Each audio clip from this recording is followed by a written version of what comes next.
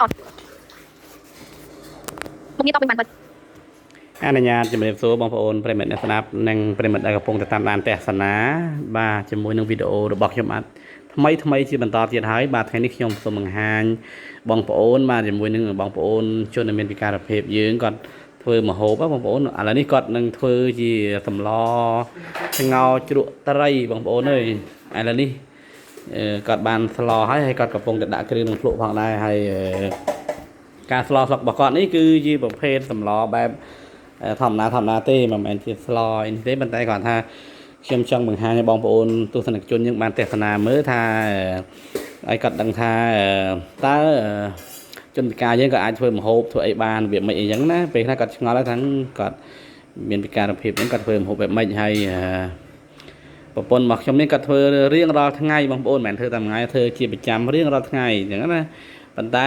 ដោយសារតែពីមុនខ្ញុំមិនដែលបានថតដោយសារខ្ញុំអត់សូវ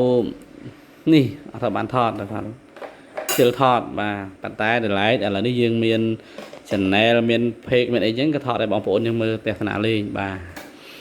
វីដេអូនេះឧបត្ថម្ភធំដោយម៉ាសាដៃទេពចាត់សរសៃនៃជនពិការភ្នែកបាទមានទីតាំងនៅផ្លូវទ្វារផលិតទឹកដីខេត្តកំពតហើយ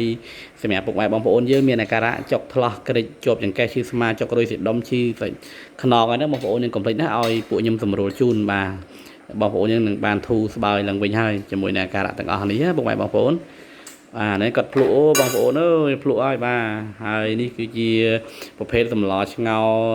រទ្រក់ត្រីកន្តាំងសមុទ្រណាបងប្អូនត្រីសមុទ្រយើងណាមិនមែនត្រីស្រែឬក៏ត្រីចិញ្ចឹមអីទេគឺត្រីសមុទ្រពួកខ្ញុំជួយចិត្តតែរឿង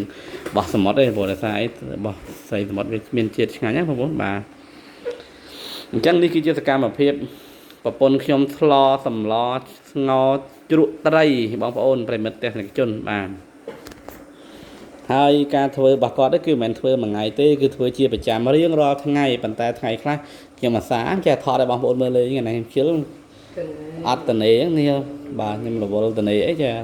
ថតឲ្យបងប្អូនយើងមើលលេងបាទឥឡូវបងប្អូនមើលទស្សនាលេងរូបភាពយឺត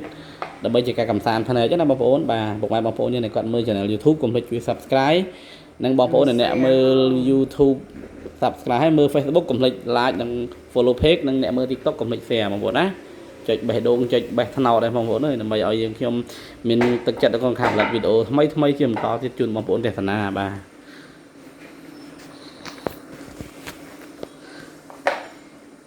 ថ្ងៃនេះកូនម្លេងងោជ្រក់ត្រីដល់កមក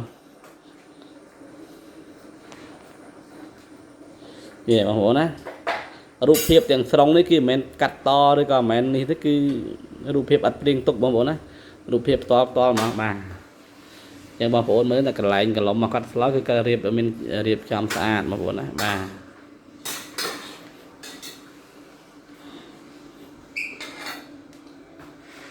អូបាទគាត់ពងកំភ្លក់បងប្អូនអើយបាទហើយបងប្អូនណាស្លោឆ្អិនហើយបងប្អូនយើង